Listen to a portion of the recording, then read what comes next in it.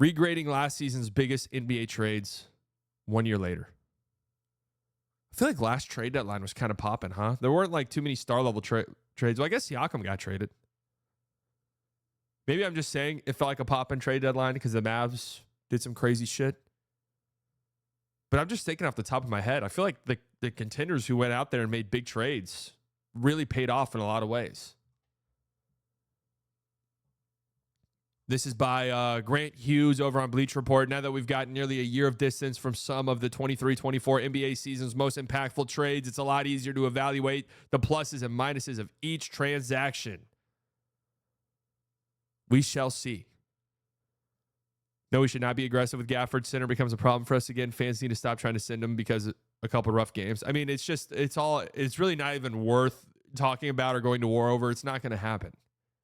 All these hypotheticals. Like the only hypothetical I've seen where I'm like, hell yeah, I would trade Gafford for that is Herb Jones. And that ain't happening.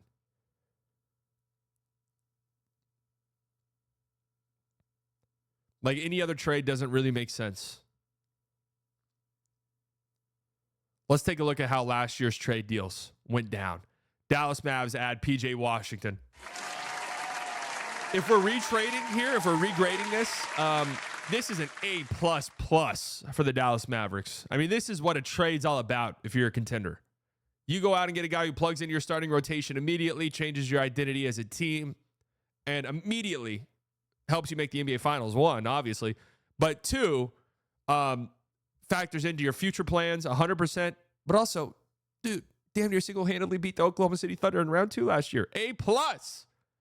What was the trade again? Seth Curry, Grant Williams, and a 2027 first-round pick for P.J. Washington in 2 seconds in return. What a trade. Mavs, A. I'm assuming they don't do A+, because this should be an A+. Though he wasn't the biggest name traded last season, Washington made a massive difference in the outcome of the 23-24 season. A suspect defender in Charlotte. I told you guys. I went back and I watched Hornets games in the lead up to this trade. Did not think he'd be on the Mavs. But in the lead up to this trade, and I said, yo, PJ on the right team is going to be a good defender. Good team defender. You can see it on the Hornets. The Hornets are just fucking stinky. Okay? Washington ascended to a new level with the Mavericks. His block and steal rates climbed when the Mavs slotted him into more of a stopper's role, and he further excelled as an athletic 3-and-D weapon in support of Luka Doncic and Kyrie Irving. Mavs went 21-9 after the trade deadline, the third best mark in the league. Hell yeah.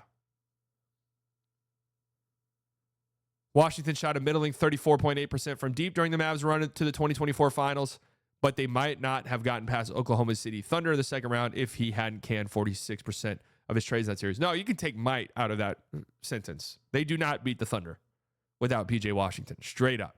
They don't. Grant Williams is on the team instead of PJ Washington. They are not beating that team. Charlotte Hornets get a B. Yeah, I mean, yeah, you get a first-round pick. You don't have really any need for PJ Washington. Not bad. I think B's fair. Yeah, Grant Williams tearing his ACL sucks, but Dallas adds Daniel Gafford, huh? Look at the Mavs, man. What was this trade again? A 2024 first-round pick is what the Mavs got. And then they traded that, right? Oklahoma City Thunder get a 2028. Okay, this was what the fuck?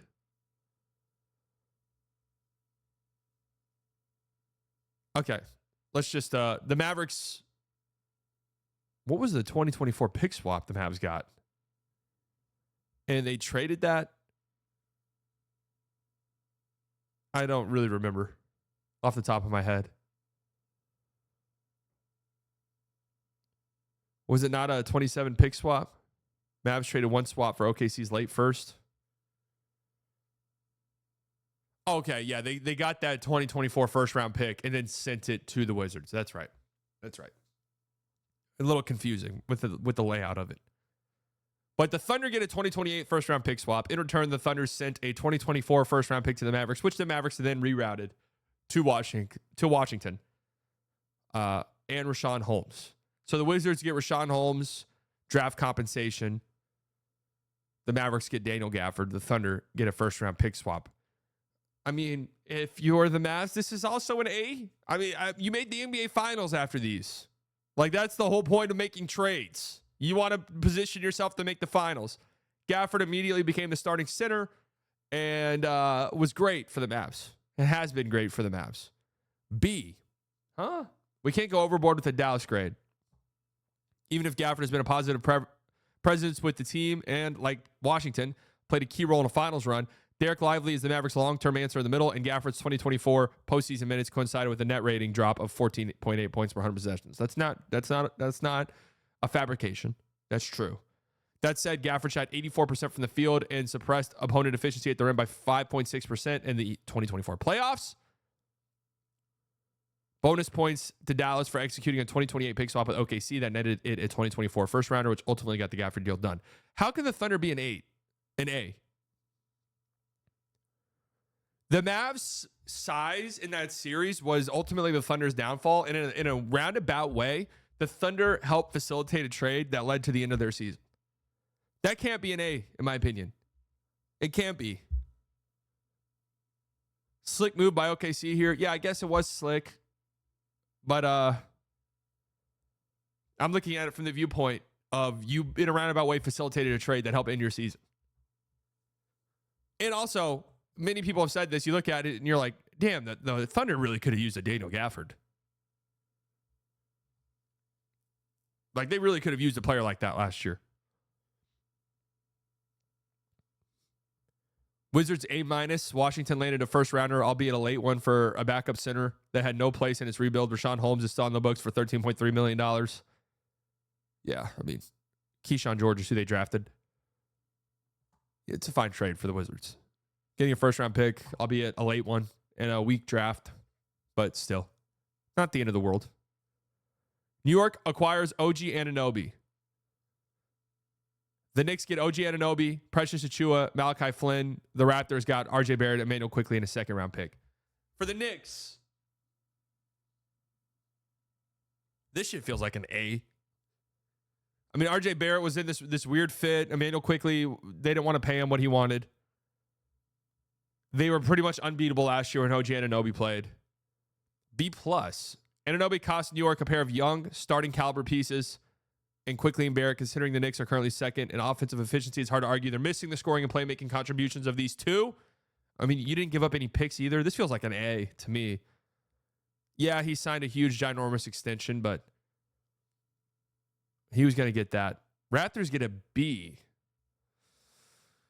In a perfect world, the Raptors would have gotten a first rounder or two out of New York. I think we have pick brain too much, to be honest with you. Like, Quickley's been hurt this season, but I think he's going to be good for them long term. And RJ's been really good since joining the Raptors. Like, I think they did a really good job.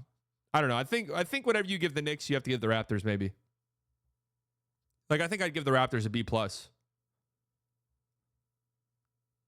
for this. All things considered, the pick brain comes into play. Pascal Siakam to the Indiana Pacers. What was this trade again? Pascal Siakam in a future second for Bruce Brown, Kira Lewis Jr., Jordan Nora, 2 2024 first-round picks. What did those turn into? And the New Orleans Pelicans got cash considerations. B+ for the Pacers. Yeah. Really didn't give up much. Bruce Brown wasn't working out. A couple first-round picks that you probably needed to get off of anyways.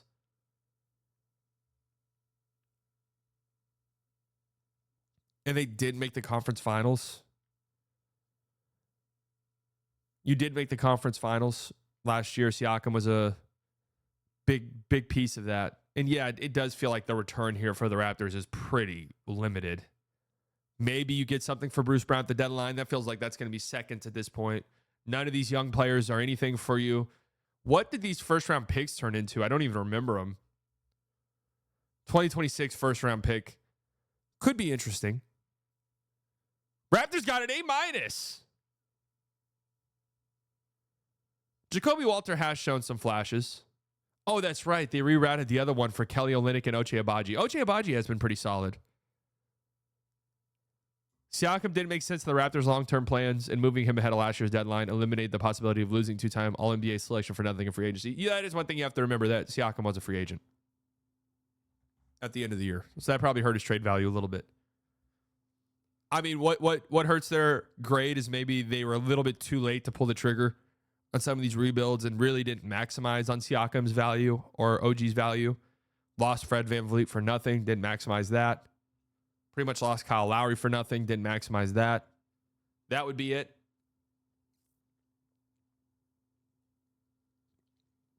But the trade itself, I guess, isn't the end of the world.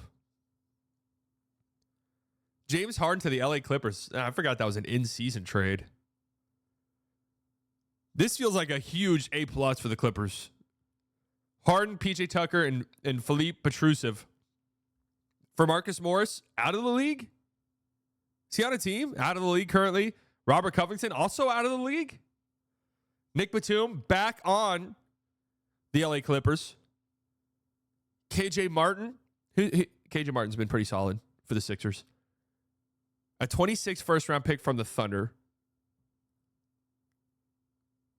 2028 first-round pick from the Clippers. 2029 first-round pick swap. How did the Clippers have the Thunder's 2026 first-round pick? Yeah, 2028 first-round pick's kind of crazy. Whoa. I'm sorry. No. I can't agree with this. I cannot agree with this. I can't agree with the D+ here. I actually think it's a B, around a B. Let me explain why. I think a lot of what the Clippers have done has been very confusing. But you look at how Paul George looks now. They made the right choice there.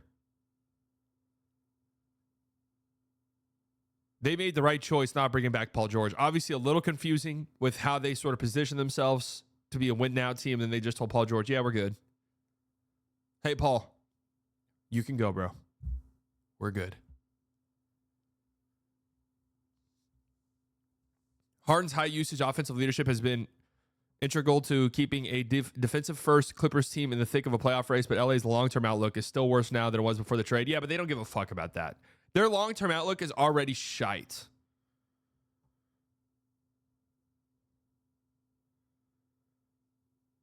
Their long-term outlook is already absolutely shite.